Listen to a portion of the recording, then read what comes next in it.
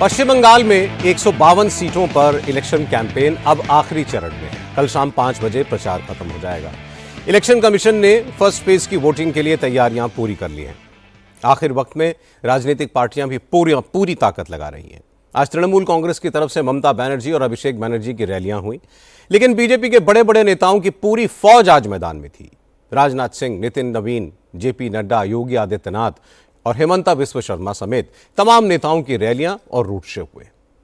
ममता बनर्जी ने आज इल्जाम लगाया कि बीजेपी दूसरे राज्यों से नेताओं के साथ साथ फर्जी वोटर्स भी ला रही है। इलेक्शन कमीशन भी सिर्फ तृणमूल कांग्रेस के नेताओं को ही परेशान कर रहा है। सेंट्रल फोर्सेस का इस्तेमाल तृणमूल कांग्रेस के खिलाफ किया जा रहा है, लेकिन इसका कोई असर नहीं होगा।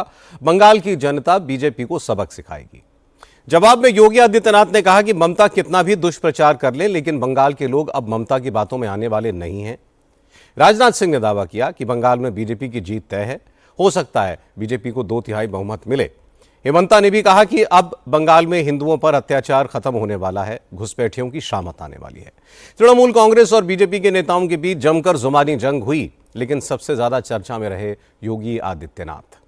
योगी ने वेस्ट मिदनापुर में, पिंगला और गढ़बेता में जनसभाएं की। अपनी रैलियों के दौरान योगी का फोकस बिल्कुल क्लियर था, हिंदू वोटों का कंसोलिडेशन। पिंगला की रैली में योगी आदित्यनाथ ने आरोप लगाया कि तृणमूल कांग्रेस की सरकार बांग्लादेशी घुसपैठियों को राज्य में आने की खुली छूट देकर देश की सुरक्षा से खिलवाड़ कर रही है। बंगाल में बीजेपी की सरकार बनेगी तो गाय का कटना और हिंदू वोटों का बंटना दोनों बंद हो जाएंगे। टीएमसी तुष्टीकरण के नाते गौ हत्या को रोक नहीं सकती, तस्करी को रोक नहीं सकती, माफिया पे लगाम नहीं कस सकती। ये सुरक्षा के साथ खिलवाड़ कर रही है। आपने देखा होगा कैसे ये सरकार बांग्लादेश बॉर्डर पर फेंसिंग की कार्रवाई को रोक रही है।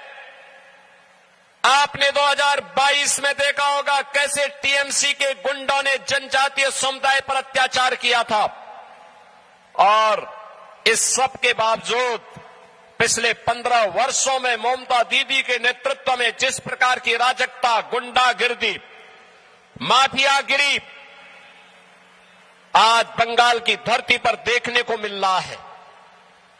ममता दीदी कहती है कि अब खेला हो भी, और मैं तो उनसे कहना चाहता हूं 15 साल बहुत हुए, अब खेला बंद होगा और विकास शुरू होगा।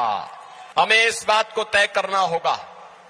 बंगाल की धरती पर गौ माता को कटने नहीं देंगे और बंगाल की धरा पर हिंदुओं को बंटने नहीं देंगे।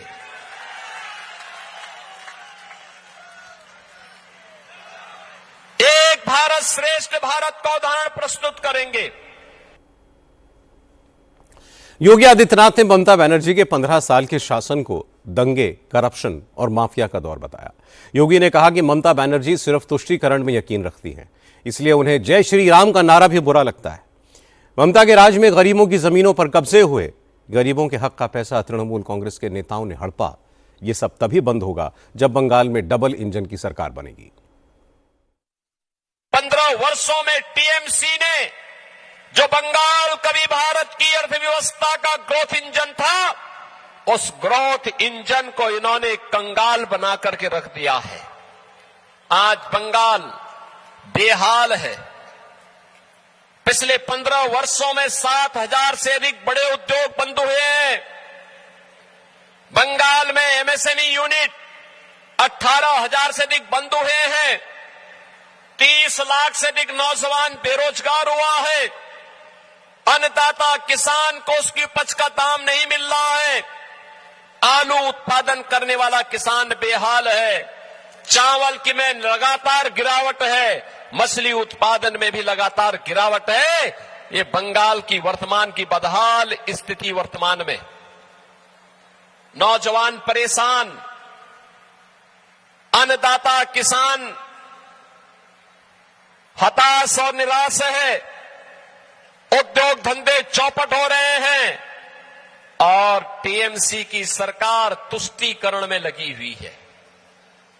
यहां सैंड माफिया, कोल माफिया, लैंड माफिया, कटल माफिया हावी होकर के बंगाल को चूस रहा है। बंगाल की धरा पर कोई भी पर्व और त्योहार होता है, ममता दीदी को तो जय श्री राम के नारे से चिढ़ है, चिढ़। वो दुर्गा पूजा नहीं करने देती, दुर्गा मूर्ति विसर्जन के जुलूस को प्रतिबंधित करती है।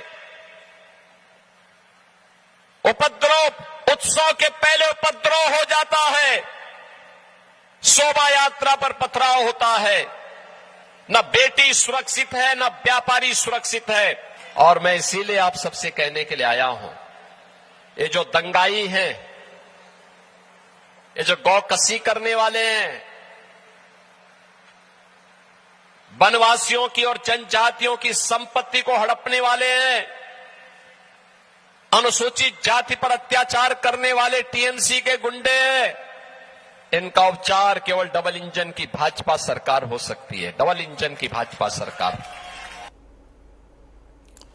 चूंकि बंगाल के वेस्ट मिदनापुर जिले में आदिवासियों की अच्छी खासी आबादी है, इसलिए योगी ने इस इलाके में दलितों और आदिवासियों का मुद्दा उठाया। योगी ने कहा कि ममता बनर्जी को दलितों आदिवासियों से नफरत है। उन्होंने राष्ट्रपति द्रौपदी मुर्मू तक का अपमान किया और अब जनता टीएमसी को इसका जवाब देगी। पहली बार हुआ है जब जनजातीय एक महिला को भारत के सर्वोच्च संवैधानिक पद पर भारत के राष्ट्रपति के रूप में मोदी जी के कारण आज सौभाग्य प्राप्त हुआ है उस पद पर बैठने का। कांग्रेस ने, टीएमसी ने, इंडी गठबंधन ने भारत के अंदर 60 वर्ष से अधिक समय तक शासन किया, लेकिन अनुसूचित जाति और जनजाति के बारे में इनके पास कोई भी इनके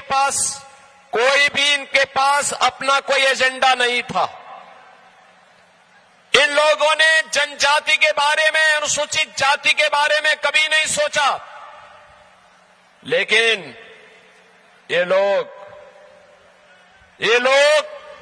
बाबा साहब डॉक्टर भीमराव अंबेडकर का अपमान करते हैं। ये लोग राष्ट्रपति के बंगाल आगमन के दौरान प्रोटोकॉल का उल्लंघन करके उन्हें अपमानित करने का काम करते हैं। भारत की जनता इसको स्वीकार नहीं करेगी, बर्दाश्त नहीं करेगी। ममता बनर्जी को भी अंदाजा है कि बीजेपी हिंदुओं का वोट पोलराइज करना चाहती है, इसलिए ममता का फोकस एंटी बीजेपी वोट को एकजुट करने पर है। खासतौर पर वो मुसलमानों को यह यकीन दिलाना चाहती हैं कि अकेली वही हैं जो बीजेपी को रोक सकती हैं। इसलिए ममता बनर्जी अपनी हर रैली में लोगों से कहती हैं कि दूसरे उम्मीदवारों की तरफ मत देखो। निर्दलीय उम्मीदवार वोट काटने के लिए बीजेपी से पैसे लेकर मैदान में उतरे हैं।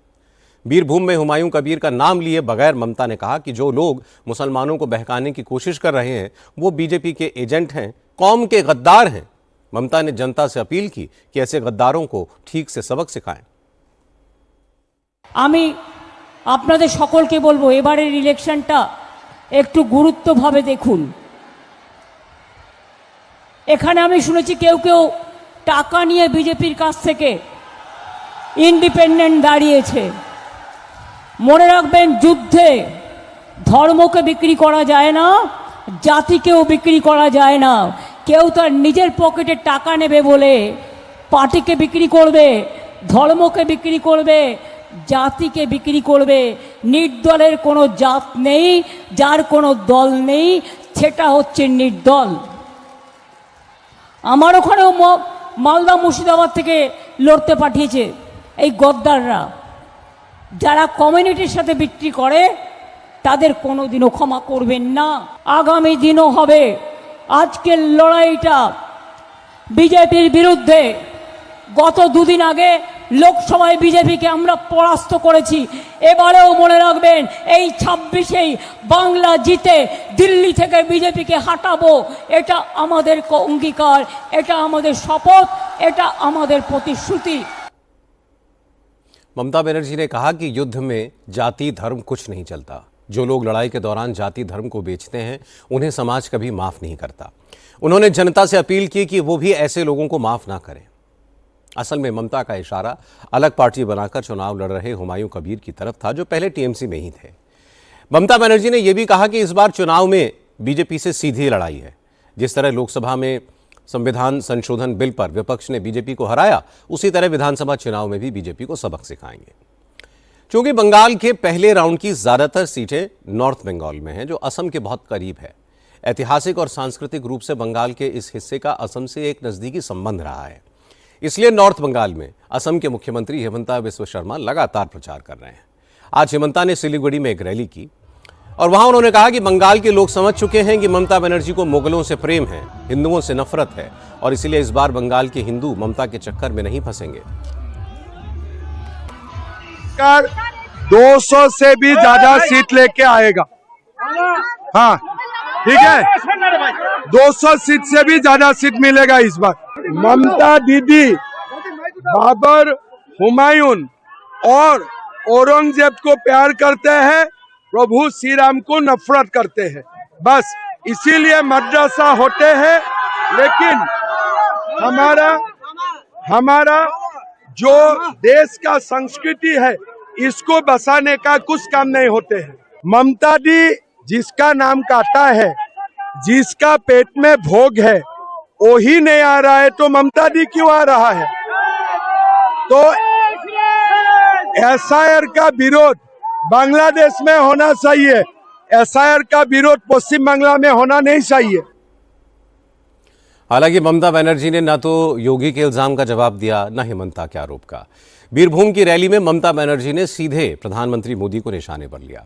कल चुनाव प्रचार के दौरान प्रधानमंत्री ने झारग्राम में एक दुकान पर जाकर झालमुड़ी खाई थी। आज ममता बनर्जी ने मोदी के झालमुड़ी खाने को चुनावी नौटंकी बताया। कहा कि एसपीजी ने उस दुकान पर कैमरा और माइक पहले से फिट कर दिया था जहां पर मोदी गए। ममता ने कहा कि मोदी तो बहरूपियां हैं, चुनाव आने पर तरह तरह के रूप बदलते हैं। কালকে মাইক ফিট করে দোকানে ঝালমুড়ি এসপিজিকে দিয়ে তৈরি করিয়ে 10 টাকা কখনো পকেটে থাকে ওনার? কত নাটক! নির্বাচনের সময় গুহাতে গিয়ে বসে থাকেন, কখনো নির্বাচনের সময় বলে আমি চায়ওয়ালা, 10 টাকা বের করে ঝালমুড়ি খাচ্ছে।